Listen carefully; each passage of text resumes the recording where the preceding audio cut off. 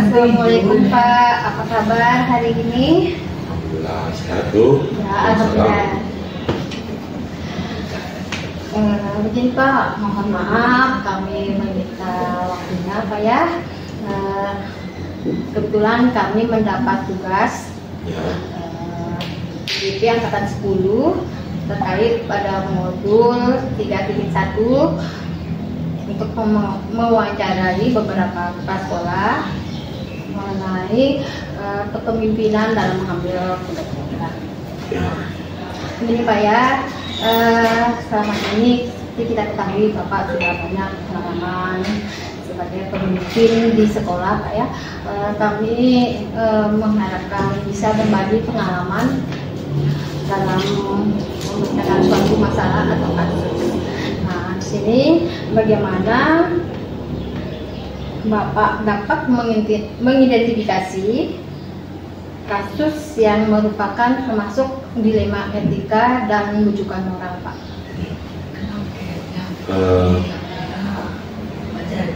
Saya pribadi 1 tahun di sini, kemudian 3 tahun lebih saya berada di masing-masing. Nah, artinya kita berbagi pengalaman yang dulu ya, tidak ada bahwa apa yang saya lakukan, apa yang saya jawab hari ini juga tepat mungkin, karena pengalaman akan mengajarkan kita hal yang mungkin itu istilah, tapi saya menganggap dilema etika, bujukan moral dua hal yang hampir mirip. Ya, kalau saya menganggap kalau bujukan moral, ketika bicara bujuk berarti dua hal yang positif negatif gitu, tapi punya nilai kebajikan. Sedangkan kalau dilema etis, itu hanya dilema. Jadi satu sisi aturannya ada, hal yang dilakukan saya dianggap benar, mau benar gitu. Jadi dua-duanya positif. Nah, tapi tentunya menghadapinya, saya secara pribadi itu ada 3 catatan penting yang saya anggap dalam menyelesaikan masalah etik.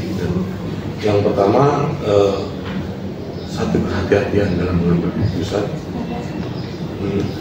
Yang kedua, itu keputusan yang diambil harus adil.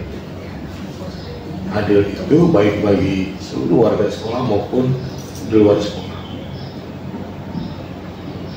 Yang saya anggap itu juga, saya belajar banyak ya, transparansi dalam masalah. Bagaimana masalah-masalah ini diselesaikan secara jelas, dikomunikasikan. Ini yang harus ada.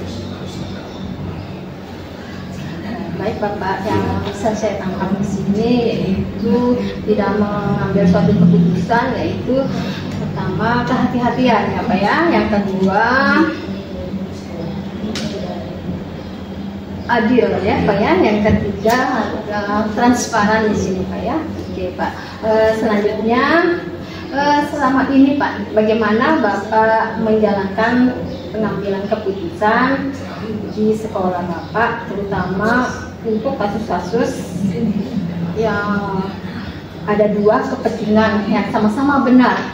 Misalnya di sini ada anak, di mana anak ini motivasi untuk sekolah sangat luar biasa, tapi ibunya sedang sakit nih Pak, sakit keras.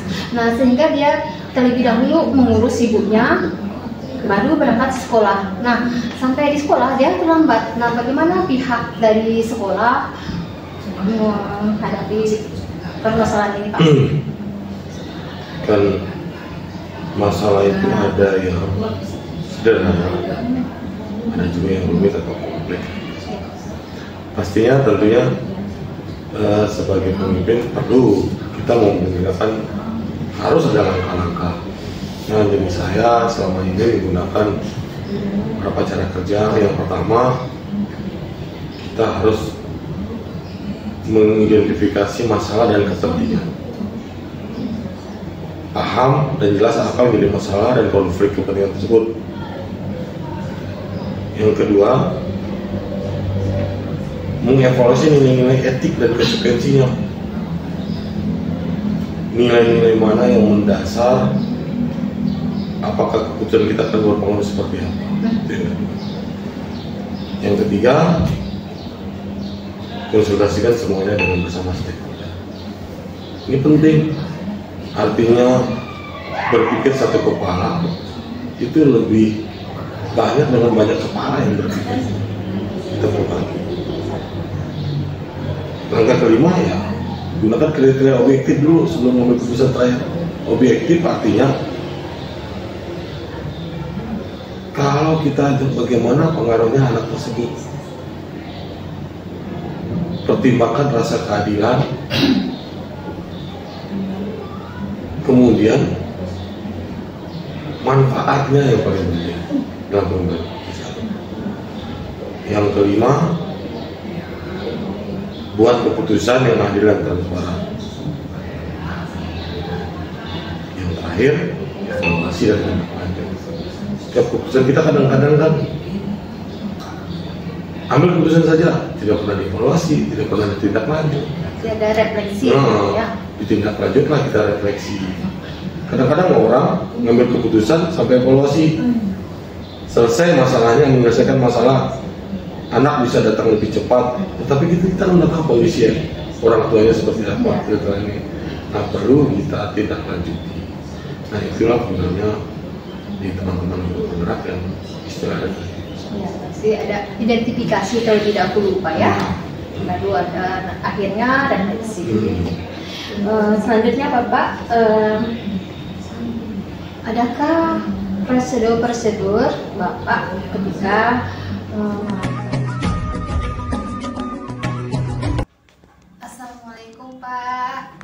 Waalaikumsalam warahmatullahi wabarakatuh. Gimana kabar Bu Nur Hasanah? Alhamdulillah. Bapak bagaimana Pak kabarnya? Alhamdulillah sehat-sehat. Ya. Begini Pak ya, maaf ganggu aktivitasnya. Kebetulan kami dari CGP Angkatan 10 nih Pak mempunyai tugas untuk mewawancarai beberapa kepala sekolah terkait dengan modul 3.1 mengenai kepemimpinan dalam mengambil suatu kebijakan. Seperti kita ketahui nih Pak, kan Bapak sudah banyak pengalaman nih Pak ya jadi kepala sekolah. Nah, di sini saya ingin menanyakan tentang bagaimana caranya mengidentifikasi dalam mengambil keputusan mengenai dilema etika atau kebijakan moral Pak. Iya, ya terima kasih. Memang sekarang ini menjadi fenomena ya, yaitu adanya kelemahan etika dan moral terhadap anak-anak didik kita. Kalau saya itu seni tersendiri kita menangani siswa. Disitulah kita menunjukkan kemampuan kita sebagai pendidik. Karena di situ yang diperankan bukan mengajar, tetapi mendidik. Nah, mendidik anak ini kan kita harus programkan dari awal. Tidak serta-merta kita misalnya baru ada masalah baru kita hadapi. Nah, kalau saya programkan dulu ya. Sekolah kan punya visi misi, termasuk sana kan visinya ada bunyi takwa terhadap Tuhan Yang Maha Esa. Nah, itu etika dan moralnya adalah bagian daripada takwa terhadap Tuhan Yang Maha Esa. Nah, kalau kita programkan secara terprogram dari awal, terus kita laksanakan, kemudian evaluasi, insya Allah akan teridentifikasi.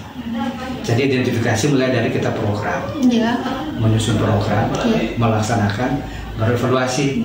Nah, selama pengalaman saya, setelah kita menyusun program, kemudian kita laksanakan, kita evaluasi, itu berjalan baik.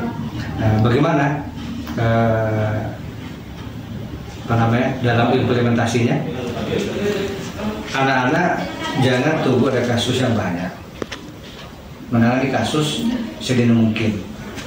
Jadi sama seperti rumah sakit, lebih baik preventif daripada kuratif, daripada pengobatan. Di anak-anak sekarang, seperti di SMA 4 sekarang, di bawah kepemimpinan saya, tahun ini polanya berubah. Jadi sesuai dengan jargonnya Indonesia, SMA 4 baru Indonesia Maju. Wah, hebat Pak. Ya. Luar biasa. Jadi SMA 4 baru Indonesia Maju. Sama seperti jargon negara kita. Jadi Indonesia baru negara maju. Ya, jadi Nah, kenapa begitu? Karena IKN kan? Iya. Jadi Indonesia ini akan menuju ke IKN. Bahkan Presiden kita sudah memulai kantor selama 3 hari bulan kemarin dan akan HUT RI ke-79 di IKN. Nah, sehingga saya juga turunkan ke bawah, ya.